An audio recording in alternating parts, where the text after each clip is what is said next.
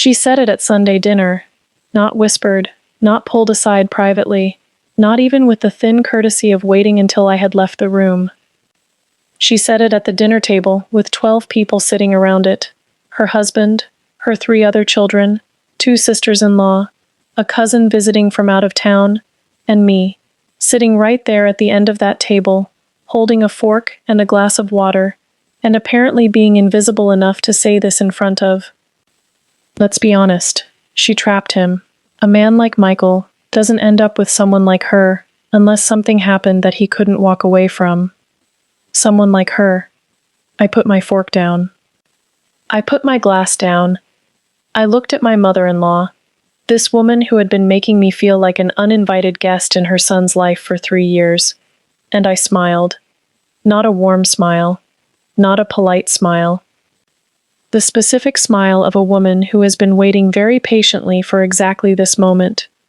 Because what Margaret didn't know, what nobody at that table knew except my husband, who had gone very still in his chair, was what was sitting in a folder in my bag hanging on the back of my chair. And what was sitting in my name in 4 different places across the city. And exactly how this Sunday dinner was going to end. But before we dive deeper into this story, I want to ask you a small favor. If you're new here, please hit that subscribe button right now. We are on our way to 2,000 subscribers, and we are not even halfway through. Every single one matters deeply to me. And if this story already has you feeling something, go ahead and tap that like button. It takes 2 seconds, and it truly means the world. Thank you. Now let's get into it. Let me tell you about Margaret.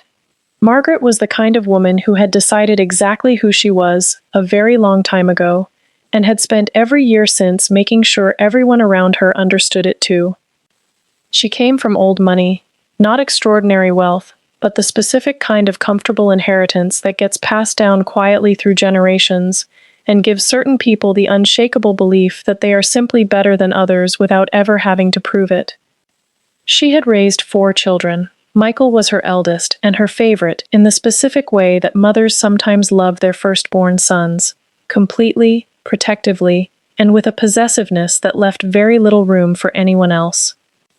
When Michael brought me home for the first time 3 years before that Sunday dinner, I watched Margaret look at me the way people look at something that has appeared in their house uninvited. Not with hostility exactly, with assessment. She took in my clothes, smart but not expensive enough. My bag, good quality but not the right brand. My accent, educated but not from the right schools.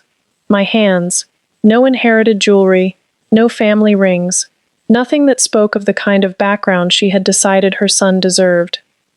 She smiled at me across the room and said, "How lovely to meet you," in the tone people use when they mean something completely different. And from that first evening she began a campaign so quiet and so consistent that if you weren't paying close attention, you might have missed it entirely. Small comments about Michael's previous girlfriends, always women from good families with established careers, delivered with a smile that made them sound like compliments. Questions about my own family that were really just ways of establishing what I didn't have. Suggestions to Michael about his future that always seemed to include a version of himself that had nothing to do with me. I said nothing. I watched. I smiled. I showed up at every Sunday dinner and sat at that table and contributed to every conversation and helped clear the plates and thanked her for the meal. And I built. Quietly, consistently, in a way that Margaret never thought to look for, because she had already decided I was nothing worth paying attention to. That was her first mistake. Here is what Margaret did not know about me. I had been working in corporate finance since I was 23 years old. Not in a visible, glamorous way. Not the kind of career that gets talked about at dinner parties or posted about on social media. The kind of career that happens quietly in glass buildings, where discretion is not just valued but required. By the time I met Michael at 28, I was a senior analyst at one of the most respected private equity firms in the city. I managed portfolios worth more than most people would see in 10 lifetimes. I worked with numbers the way other people work with language, naturally, instinctively, with a fluency that had taken years to build, and that I wore so quietly that most people had no idea it was there. I earned more than Michael. I had earned more than Michael since the year we met. I had never mentioned this to Margaret, because Margaret had never asked me a single genuine question about my life in 3 years of Sunday dinners. She had asked what I did. I had said finance. She had nodded and moved the conversation back to Michael. Beyond that, she had never been curious enough to look further.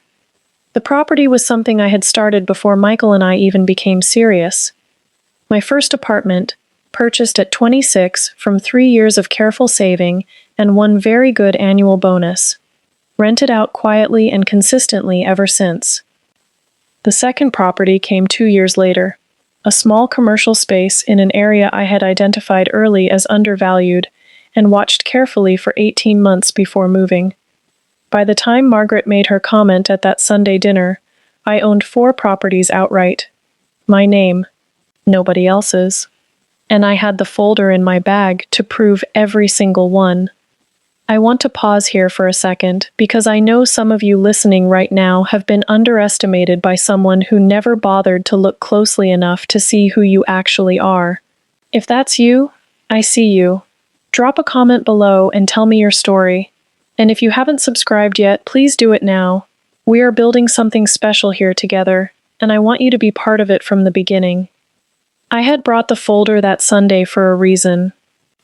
Not because I had planned what Margaret said word for word, but because something in me had known, after 3 years of quiet assessment and small comments and loaded smiles, that a moment was coming, that Margaret was building toward something, that her patience with my presence in her son's life was running out, and that she was going to say something eventually that she could not take back.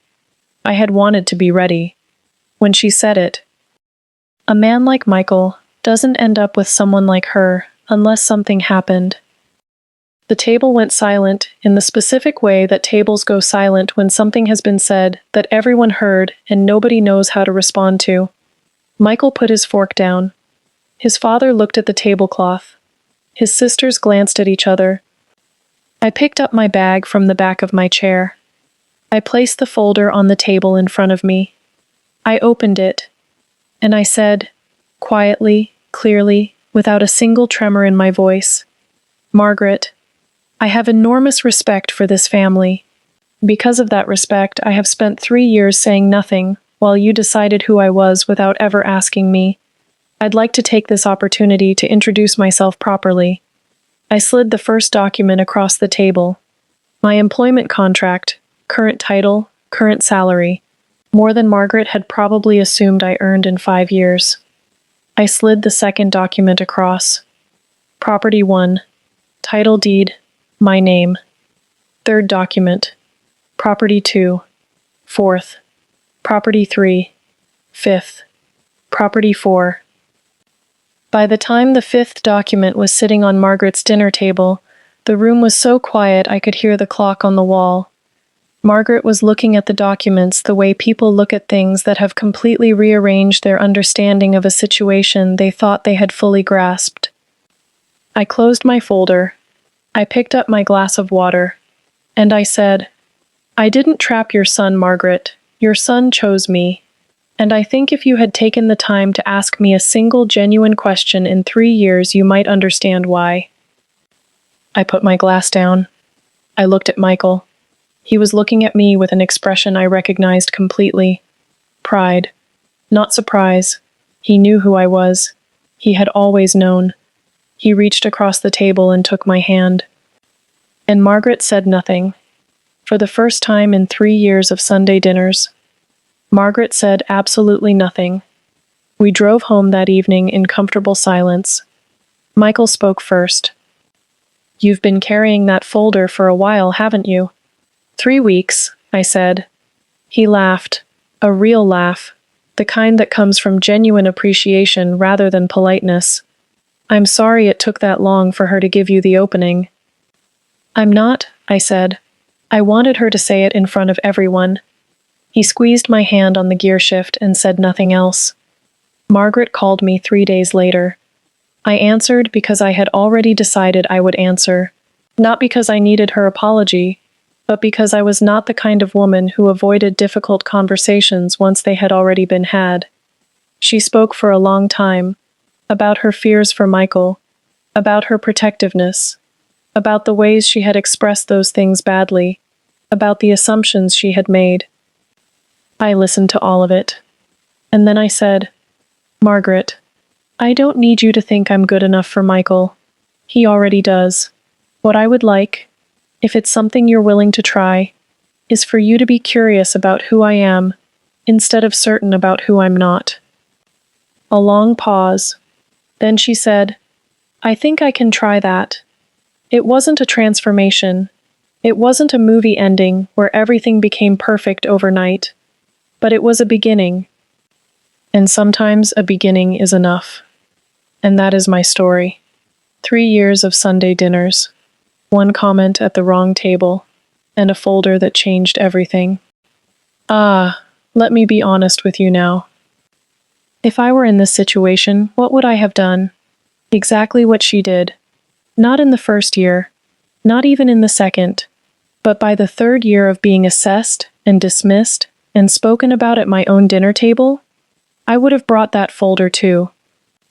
Because there is a difference between keeping the peace and keeping your dignity. And there comes a point where staying silent stops being grace and starts being surrender. She didn't raise her voice. She didn't cause a scene. She simply laid the truth on the table, literally, and let it speak for itself. That is not revenge. That is self-respect. And to every mother-in-law listening to this today, I say this with genuine love. Your son chose his partner. That choice deserves your respect even when it surprises you, even when she is not what you imagined, even when she comes from somewhere different or looks different or speaks differently than you expected. Because the woman sitting at your dinner table trying her best to be accepted by you might just be the most extraordinary person in that room. And you will never know if you never ask. Now I want to hear from you. What would you have done at that dinner table? Would you have laid out those documents like she did, or handled it differently? Tell me in the comments. I genuinely want to know. If this story moved something in you today, please like this video right now. It genuinely helps more people find this channel and hear stories like this one. Shout out to all my viewers. I see you and appreciate you. I will see you in the next story. Take care of yourself, always.